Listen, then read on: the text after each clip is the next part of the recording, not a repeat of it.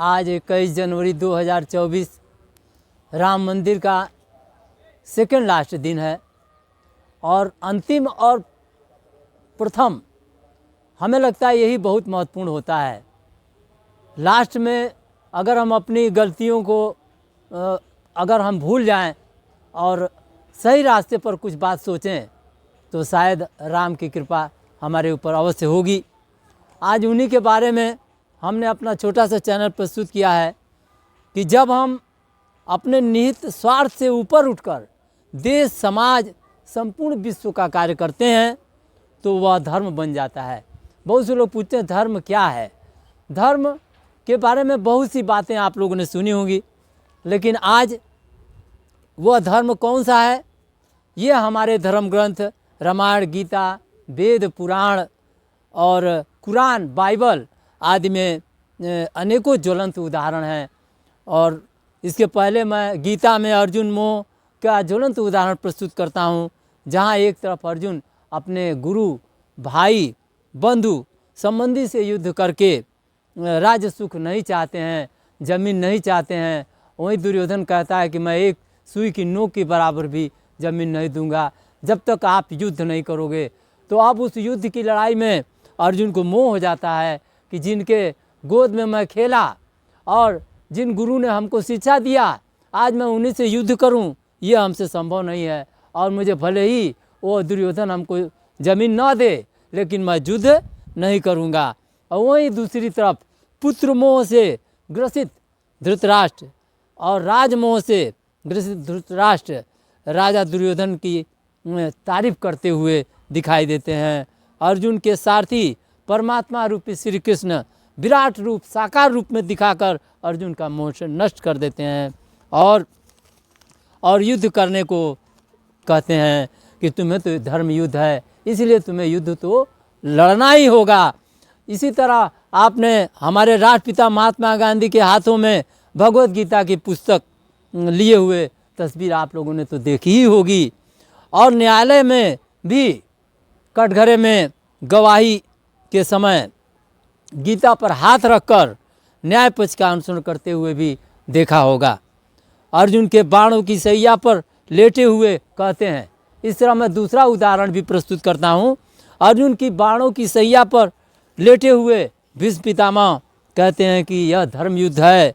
यद्यपि मुझे अपने पिता से इच्छित मृत्यु का वरदान मिला हुआ है तभी मैं अभी अपना जीवन त्याग नहीं करूँगा, क्योंकि मुझे संपूर्ण युद्ध देखना है।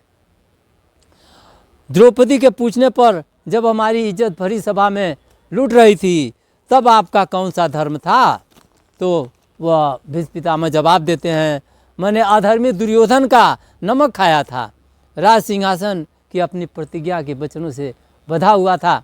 आज भी मैं बंधा हुआ हूँ। जब तक राज सिंहासन हमारा जो है शांतिपूर्ण नहीं होगा, धर्म के रूप में नहीं आएगा, तब तक हमें अपना प्राण त्यागना नहीं है। और इसी प्रकार उदाहरण नंबर 3 त्रेता युग के रामायण का 2 प्रसंग है, जिसमें एक प्रसंग में आपने सुना होगा कि राजा राम ने अपनी ही प्रिय प्रजा में एक धोबी के दुर्वचन को स्वीकार कर लिया और सीता को अपने भाई लक्ष्मण के हाथों गर्भावस्था में जंगल में भिजवा दिया। इसी तरीके का रामायण में दूसरा उदाहरण है जब सेवरी ने आगंतुक अतिथि देव राम जी और उनके भाई लक्ष्मण जी का आतिथ्य सत्कार किया और उसमें जूठे बैर प्रेम रस से भरे हुए खिलाती हैं। राम जी स्वीकार कर लेते हैं, वहीं लक्ष्मण तिरस्कृत कर देते हैं, क्योंकि राम इस बात को जानते हैं कि प्रेम में कितनी ताकत होती है, प्रेम का रस कहाँ तक पहुँचता है। जब आपके जन्मों जन्मों का जो पाप होता है वो भी प्रेम रस से भिन्न जाता है और उस पाप को ऑटोमेटिक धुल जाता है। तो उसका एक बहुत बड़ा उदाहरण है। लक्ष्मण जी तो इसको तिरस्कृत ही कर देते हैं, सोचते हैं कि यह कैसे भील क्षुद्र जाति है और इसके हाथों से मैं जूठा करके खिला रही है। राम तो बहुत भोले हैं और वो चुपचाप खा रहे हैं, वो समझ नहीं रहे हैं कि किस तरह जूठा के खिला रही है। आपको जान करके बहुत ही आश्चर्य होगा कि वही फेंका हुआ जो जूठा बैर जो उन्होंने अपने हाथों से तिरस्कृत कर दिया लक्ष्मण जी ने, वह बूटी बन के तैयार हुआ और लक्ष्मण शक्ति जिस वक्त लगे मेघनाथ के बाणों द्वारा, तो उस वक्त सुखेन वैद ने उसको बूटी को दवा बना करके और उनको लक्ष्मण जी को खिलाया, उनको पिलाया गया, तब कहीं जाके लक्ष्मण पुनर्जीवित हुए। और अब मुस्लिम भाइयों के विषय में, जिन्होंने, हमें लगता है कि मोहम्मद साहब के बारे में शायद सभी लोग जानते ही होंगे कि मोहम्मद साहब ने ही इस्लाम धर्म को चलाया था। तो मोहम्मद साहब के बारे में भी एक ऐसी ही घटना है कि जब आप अपने ही तंग गली से, मोहल्ले की तरफ से सुबह सुबह नमाज़ पढ़ने जाते थे, तो ऊपर की मंजिल से कोई महिला, कोई स्त्री उनके ऊपर कचरा फेंक देती थी, फिर भी वो उसको कुछ भी नहीं कहते थे और चुपचाप बिना कुछ कहे पुनः स्नान ध्यान में लीन होकर और वजू करके और नमाज पढ़ते थे और उसी रास्ते से लौटते थे। नियमित क्रम से दैवयोग से उस दिन उनके ऊपर वो कचरा नहीं गिरा, तो वह तुरंत कुछ भी ना बोलते हुए और पुनः वो नमाज पढ़ते हुए रिटर्न हुए और सीधे ऊपर पहुँचे।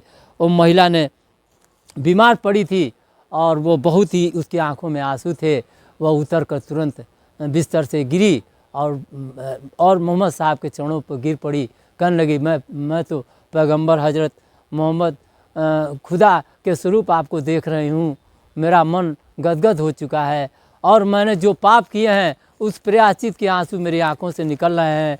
हे खुदा, हे परवरदिगार, हमें क्षमा कीजिए। वह जो कचरा हमने आपके ऊपर गिराया था, शायद उसी का परिणाम है कि आज मैं इस तरह बुखार से ग्रस्त हूँ और आप जैसे पैगंबर मोहम्मद की नज़र से मैं देख रही हूँ। इतना बड़ा पावर मुझे मिला और मैं आपके चरणों को पाकर धन्य हो गई और मुझे इसके लिए उबार दीजिए। तो यह विश्व का कार्य है, यह कार्य जो राम मंदिर का है, यह कार्य, यह जो मंदिर बन रहा है, यह वर्ल्ड लेवल का विश्व गुरु भारत का पावन कार्य है। यह किसी पार्टी बंदी राजनीतिक कार्यों से सर्वोपरि है। हम अपने इस छोटे से चैनल से आप सभी श्रोतागणों से अपेक्षा करते हैं कि इस पावन कार्य को सफल बनावें, तन मन से संपूर्ण सहयोग दें और पुण्य कमाएं। बोलिए जय श्री राम, जय श्री राम, जय श्री राम।